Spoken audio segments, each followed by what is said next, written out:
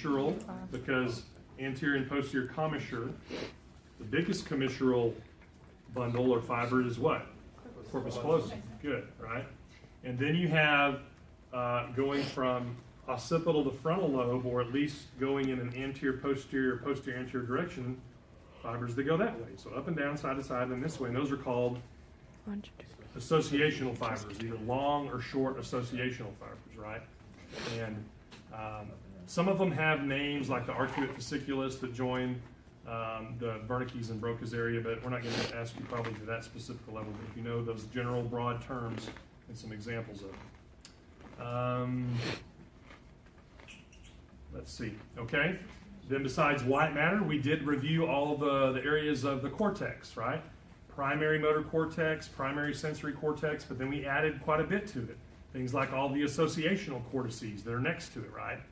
So those associational cortices, whether it's the visual association cortex area, or the auditory association, or the sensory association, or the premotor, some of the pre-planning, they all have associational cortex. The good thing is, anatomically, they're right next to the primary, right? Because they have to, because they're connected with them with those short association fibers to be able to communicate.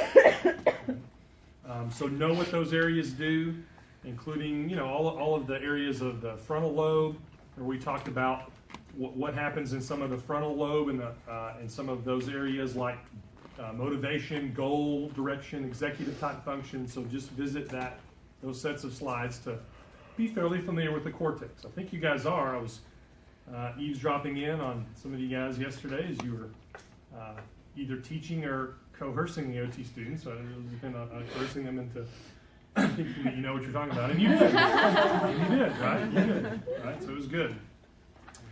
All right, the other system that we talked about that has both cortical and subcortical components to it. So basal ganglia is just, you know, subcortical components, but the limbic system, right, has cortical and subcortical components to it. Some of the limbic system cortical components would be what? The insular lobe or the insular cortex, the orbital frontal cortex, anterior cingulate gyrus, and then the subcortical parts of the limbic system would be what? What helps deal with, say again? Amygdala. Okay, let's start at the front, that's good, or the edge of the bottom front. So amygdala, and next would be hippocampus, and you're coming around in the fornix, right? And then the very anterior part is the mammillary bodies, right?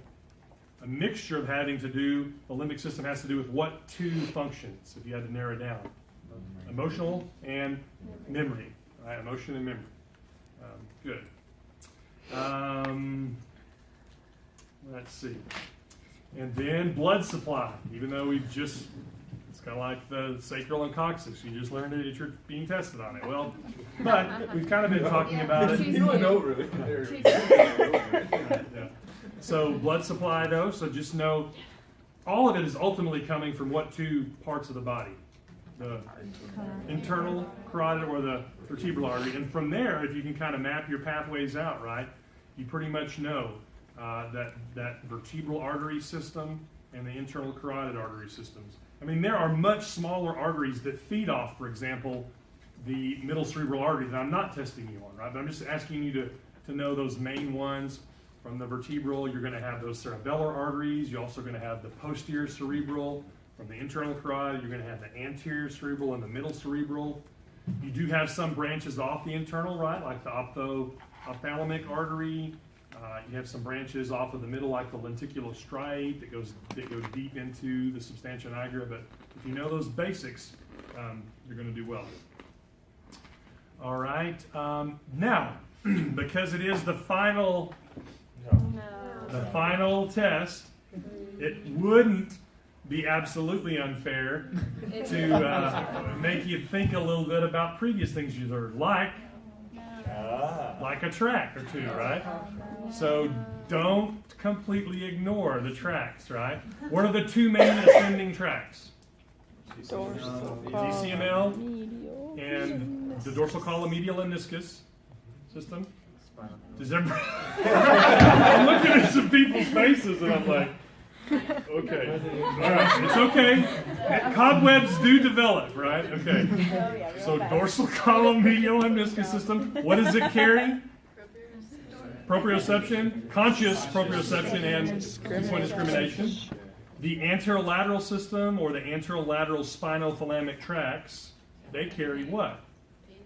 Pain and temperature. Good, right? So coarse touch, those type, so just review those type of things. Let's see. The anterolateral system or the anterolateral parts of the spinal cord that contribute to the anterolateral spinothalamic tract. So they kind of use interchangeably. Let's see. Oh, remember there was a couple of areas of the cortex that I said would be pretty fair game to know the Brodmann's numbers of, right? So right. So like primary sensory, primary motor. I mean, I'm talking basic things. I'm not going to totally go crazy on you, right? But those would be two basic things that you even see in the literature quite a bit. It would also not be extremely unfair to make sure you know a little bit about a couple of the other special sensory systems like vision and hearing and vestibular, right? So like vision,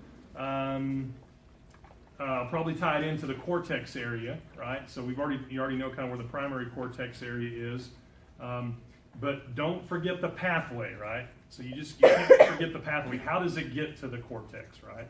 So remember that pathway, right? Remember the visual fields, the chiasm. Not everything crosses the chiasm, right? Some of them do, some of them don't. You'll have to tell me if it's temporal and nasal field, right? And then it goes back to the area of the thalamus, which we already talked about you needed to know, right? And then to the optic radiations, and then to the occipital cortex, the primary occipital cortex. So just know that pathway. Know the pathway for hearing as well, right? That goes from the cochlear area, and then it goes. Oh, in the vision, we're also leaving out one part, right? In the vision, there is two little twins in the back part of the brain that it also goes through. Superior colliculus, right? And so in auditory, you also have the cochlea, the cochlear nerve going in through cochlear nuclei in the brainstem, but it also goes through inferior colliculus, right? And then the area of the thalamus it goes through would be what? Medial geniculate body, right? And then it ultimately will go to, remember everything has to go through the thalamus before it goes to the cortex. It goes to that primary auditory cortex. Okay? Where is primary auditory cortex? Everybody's kind of real easy on occipital visual. Where is primary? Right there, where Robert's pointing. Right there on that top ridge, that little half moon of the temporal lobe, right? For the auditory cortex, right? Would you think the vestibular would be close by it? You'd be right, but you want to look at that thing to make sure, and I'm not telling you a lie, right? So make sure that you know what it is. Okay. Semicircular canals, that's part of the vestibular system, right? Maybe a question on your understanding of how those two systems work together. The visual-vestibular interactions. Remember that? Remember the visual, so you had different ways that the visual and vestibular systems interact. So we had some of your classmates up here, and when I quickly turned their head one way or the other and had them focus on the middle, right? There was a reflex that kept that, that allowed them to do that, right? But if there's a disconnect between that, then it would have a lag, right? So those are things like the vestibular ocular reflex. You might want to visit that a little bit, right? You remember that? Cobwebs just draining off, right? Flowing off, right? Oh, golly, we can't forget about cranial nerves. Right? Oh, crap. Cranial nerves, you know them, but maybe I'll put in, since it's comprehensive final, kind of put in maybe a couple related to those related to eye. Maybe I would just narrow it down to that. So that'd be kind of nice.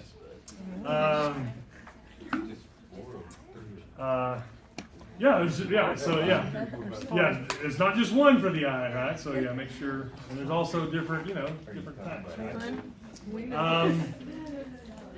Okay, and then, so the types of questions, it's going to be 50 questions, right? Multiple choice, and there's not going to be any labeling, just to let you know, because you'll have that final, final lab practical to kind of take care of that. multiple choice, and I do squeeze in 2 true or false. Just 2. Just 2. This last time, true or false wasn't the most popular with some people. All right? Is it just true or false? Okay, so now before we go in the lab, holy, can